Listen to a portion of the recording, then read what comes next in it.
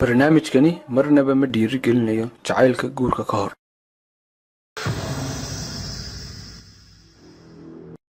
kala duwanaanshiyaha da'da ee lamaanaha isqaba ma waxa ay abuurtaa rabshad mise waxay noqotaa mid ka mid ah waxyaabaha kobciya jacaylka lamaanaha. Ma jiraan cilmi baadhisyo sheegaya in farqiga ugu wanaagsan ee u dhaxayn kara wiil iyo gabadh inay tahay intaa, mise jiraan da' macquul ah oo la ogolaan karo in labada qof ee isqaba ay u dhaxayso. bal ka waran nin 60 jir hadduu guursado nin 20 jir ma saameyn bay ku yeelanaysaa noloshooda qoyska iyo jacaylka.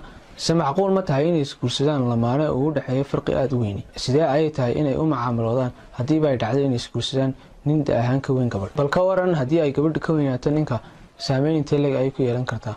ma jiri kartaa hab keensanaysa in labada qof ay u macaamiloodaan si ay u badbaadsadaan jacaylkooda iyo noloshooda qoyska haddii ay da' ahaan kala weyn yihiin. mudanayaal iyo marweyn waxaad ku soo dhawaataan barnaamijka aqoonta jacaylka, kaasi oo aad ka helaysaan dhammaan jawaabaha su-aalaha aynu kor ku soo xusnay.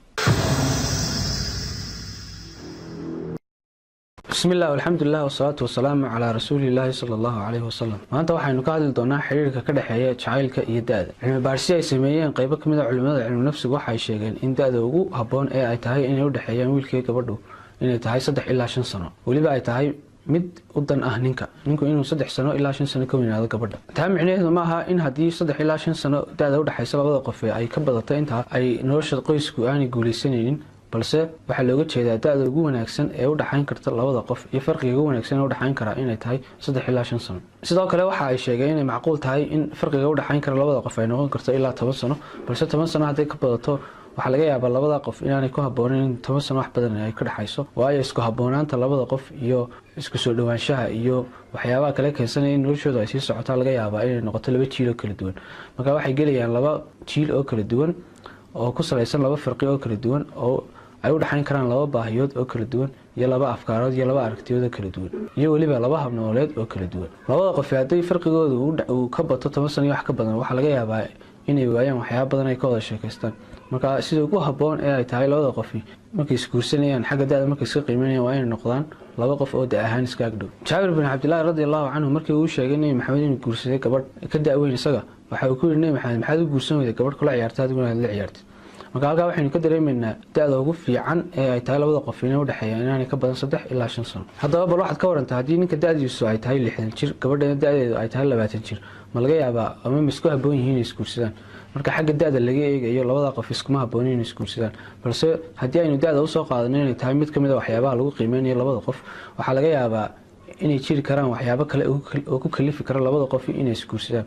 tusaale ahaan haddii ninku uu yahay nin lacag leeya da' ahaanna weyn, baahidiisa jinsiyeedna ay tahay nooca baahidiisa jinsiyeed ay qabowdahay, gabadhuna sidoo kale ay gabadh da'deedu ay yartahay kana soo jeeda reer faqiiriina, sidoo kaleeto mashaacirteedu ay qabow yihiin, waxaa laga yaabaa gabadha 20 jirka yihiin inay ku habboon tahay ninka 60 jirka. marka la barbar dhigo oo loo eego nin 5 sano ka weyn oo aanay ka heli karin baahida dhaqaaleed ee ay ka helayso ninkan odayga, sidoo kalena iyaduna aanay siin karin baahida jinsiyeed ee uu ninkan dhalinyarta ahi uga baahan yahay iyada. sidaa daraaddeed waa qalad inaynu had iyo goor ku talino labada qof haddii kala da'wan yihiin in markiiba lala soo boodin ninkaas uu kaan weyn yahay guursan, balse waxaa muhiim ah in la qiimeeyo qofka iyo hareerihiisa. mararka qaarkood waxaa laga yaabaa in gabadhu ninku da' ahaan ka weyn yahay balse ay kasoo jeedo reer danyara, sida oo kale ay doonayso in xaafadii dhaqaale ahaan laga kaabo. odaygiina waxa uu u ballan qaaday in wax alaali waxay dhaqaale u baahan yihiin reerkaa uu siinayo, deetana gabadhii waxaa laga yaabaa inay u hurtay dhallinyaranimadeedii xaafadooda awgeed, deetana ay raaxo iyo nafis ku dareemayso oo ah intii nolosha qoyska laga heliyey gurigoodii oo dhaqaale ahaan la kafeeyey lagana asturay baahihii tirada badnaa ay haystay. kaasoo kale waxaa laga yaabaa labada qof inay saas ugu habboonaadaan. sidaa daraaddeed marka xagga da'da la eegayo waxaa muhiim ah in da'da laga soo qaado inay tahay mid ka mid a tilmaamaha la isku xulanayo, balse aanay ahayn in tilmaanta keliya ta go-aanka u dambaysa lagu gaadhayo. laakiin inagu marnaba ma dhiirigelinayno in labada qof da'doodu ay ka weynaato inta u dhaxaynaysa 3 ilaa 5 sano, ugu badnaan ilaa 10 sano. haddii aynu arrin kale eegno, mararka qaarkood waxaa laga yaabaa in da'du ay ku kala duwanaadaan ragga iyo dumarka marka ay saameynayso. tusaale ahaan nin 30 jira iyo gabadh 30 jir isku mid maaha. waxaa laga yaabaa ninka inanta 20 jirka ah inay ku habboonaato inay guursadaan nin 30 jira, nin 40 jira iyo nin 50 jira, balse gabadh 30 jira amaba intaa ka weyn lagama yaabo in bulshada dhexdeeda marka la eegayo in ay ku yara habboonaato nin 30 jir oo ay isleeyihiin ama nin 40 jir oo ay isleeyihiin. marka da'da lafteedu xagga dumarka way saamaysaa. marka inantu haddii da' ahaan ay yartahay waxaa laga yaabaa inay guursan karaan 30 jir, 40 jir ilaa 50 jir. sidaa daraaddeed haddii aynu xagga jacaylka ka eegno muhiimad weyn ayay u tahay in la qiimeeyo xagga da-da. labadan qof ma yihiin laba qof oo da ahaan isku dhow, ma yihiin laba qof oo helaya wax badan ay ka wada sheekaystaan, wax badan ay isla fahmaan.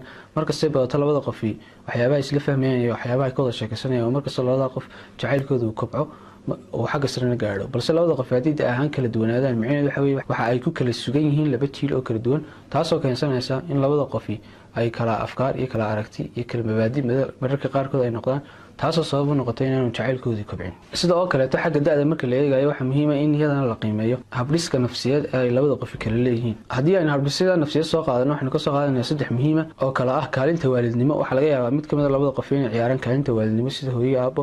kaalinta caruurnimo waxaa laga yaabaa mid kamid labada qof inuu ciyaaro kaalinta caruurnimo.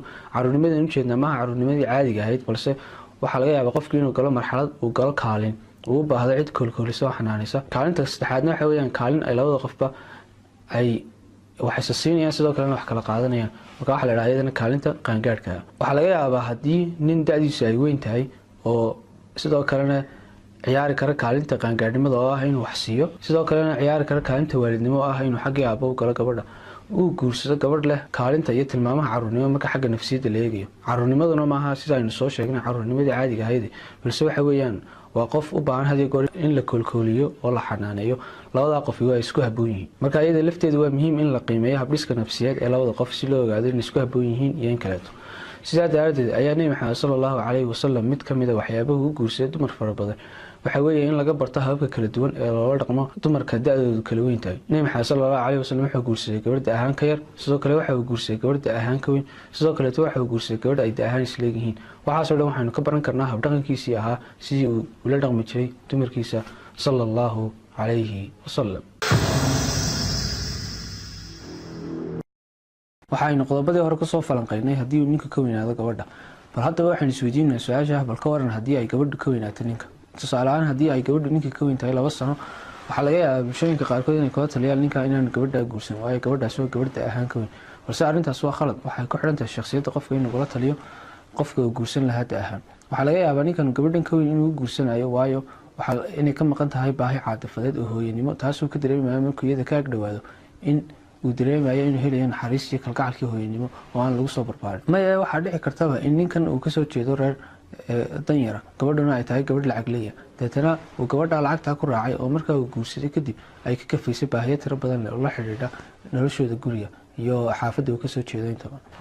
markaynu da-da ka hadlayno waa inaynu kasoo qaadnaano inay tahay mid kamid a tilmaamaha la iska qiimeynayo ee maaha inaynu ka dhigno tilmaanta u dambeysa ee aynu wax walba ku kala jarayno. haddii aynu eegno Nabi Maxamed sallallahu alayhi wasallam waxa uu guursaday gabadha ahaan ka weyn oo Khadiija, sidoo kale gabadha ahaan ka yar sida Caaisha oo kale waxa uu guursaday gabadha ahaan isleeyihiin. waxaas oo dhan waxa uu sameeyay Nabiga sallallahu alayhi wasallam si uu inoo baro sida loola dhaqmo dumarada kala duwan ee ku sugan da'aha kala duwan. marka Nabi Maxamed sallallahu alayhi wasallam noloshiisa oo dhan iyadoo 10 inoo ah oo Ilaahay quraankiisa ku leeyahay laqad kaana lakum fi rasuulillahi uswatun hasana, ayaa sidoo oo kale meelaha ay tahay Nabi Maxamed kaga dayanaa waxa weeyaan noloshiisa qoyska iyo sidii uu maareyn jiray. marka ma aha marnaba noloshiisa qoyska inaynu ku salayno xogta suuqa taala hadallada dadku ay iskala dhex marayaan ee aan aqoonaysnayn ee ku salaysan waayo-aragnimada khaldan iyo malaawaalka iyo ismoosiinta tirada badan leh. waxaad arkaysaa dadka qaarkood oo ay da-doodu tahay 50 balse markaad wejigooda eegto ay u eegyihiin 60 jir oo kale. waxaad sidoo kale arkaysaa dadka qaarkood oo ay da-doodu tahay 60 balse markaad wejigooda aragto ay u eegyihiin 40 jir oo kale. kuwaasoo kale iyaga da-du ma saameynayso waayo waxaa muuqaal ahaan ay u eegyihiin ka yihiin inta ay jiraan. mararka qaarkood waxaa dhacday inuu ninku mar dambe ogaado inay gabadhu ka weyn tahay da ahaan, isagoo moodaya marka hore in isagu ka weyn yahay ama ma uu moodaya inay isleeyihiin. deetana waxaa laga yaabaa ninkaas inuu ka warwaro gabadha da ahaan ka weyn, taasuna ay ku abuurtay ninka warwar iyo walbahaar joogta. deetana noloshii qoyska habsami socodkeedii ay khalkhasho, taasuna ay abuurtay inuu khilaaf dhasho, khilaaf ku dambeeyo furiin. markan oo kale qofka waxa la gudboon ma aha inuu ku degdego inuu isweydiiyo su-aasha ah bulshada ayaa kula yaabi doontay wax la mid ah. noloshan qoyska isaga iska leh, boqortooyada iyaga ayaa unkay oo samaystay. sidaa daraadeed waa inay awoodda saaraan noloshooda qoyska. marka qofka haddii uu u arko qofkan kale inuu dhaliil leeyahay, haddii uu ninku u arko tusaale ahaan gabadhan da ahaan ka weyn inay dhaliil ku tahay, waxaa la gudboon ninka inuu awoodda saaro waxyaabaha ay ku fiican tahay. waa inuu awoodda saaro habdhaqankeeda wanaagsan, waa inuu awoodda saaro akhlaaqiyaadkeeda, waa inuu awoodda saaro inay tahay gabadh shaqada guriga say tahay u qabata. deetana wanaagyada ay leedahay markuu ishiisa ku qabto waxaa meesha ka baxaya indhahan uu ku hayo ceebta qofka kaleeto. deetana nolosha qoyska waxay noqonaysaa nolol ranayn iyo raaxo iyo farxad ku salaysan. mid ka mid ah hawlaha iyo mashaariicaha u yaala lamaanaha isqaba waxa weeye inay islaaf kartaan kala duwanaanshiyaha da-da iyo waxa ka dhalanaya. culimada cilmi nafsigu waxa ay sheegeen da'da ugu wanaagsan ee u dhaxayn karta wiil iyo gabadh inay tahay 5 sano waliba waa inuu ninka ka weynaadaa gabadha 5 sano haddii ilaa 10 sano ay ka dhaxaysana waa caadi balse hadday 10 sano wax ka badan ka dhaxayso waxa laga yaabaa labada qof inay kala noqdaan laba jiilo kala duwan deetana ay waayaan waxyaabo badan oo ay wadaagaan kana wada hadlaan deetana taas ay keento in kala duwanaanshiyahaas uu sabab u noqdo in uu khilaaf dhaco sidaa daraadeed waxaa la gudboon lamaanaha isqaba inay qorshayaal ka yeeshaan da'da iyo kala duwanaanshiyaha iyo mid walba kan kale sidii uu la macaamilon lahaa markasta oo ay lamaanuhu isla fahmaan kala duwanaanshiyaha da'da dhibka ka dhalanaya iyo sidii loo maareyn lahaa waa markasta oo lamaanaha jacaylkoodu kobco waa markasta oo khilaafkoodu yaraado waa markasta oo furiinku meesha ka baxo waa markasta oo ubadka loo diyaariyo deegaan degan oo kalgacal iyo naxariis ka buuxdo deetana loo barbaariyo hab keensanaysa inuu garaadka uu kobco kaalin kasta oo ay nolosha ka galaan say tahay uga soo baxa dabeetana horseeda horumarka dalka ilaahayna uu dhex dhigo lamaanaha isqaba kalgacalkii iyo naxariistii uu ballan qaaday ee ilaahay qur-aankiisa ku sheegay isagoo leh wajacala baynakum mawaddatan wa raxma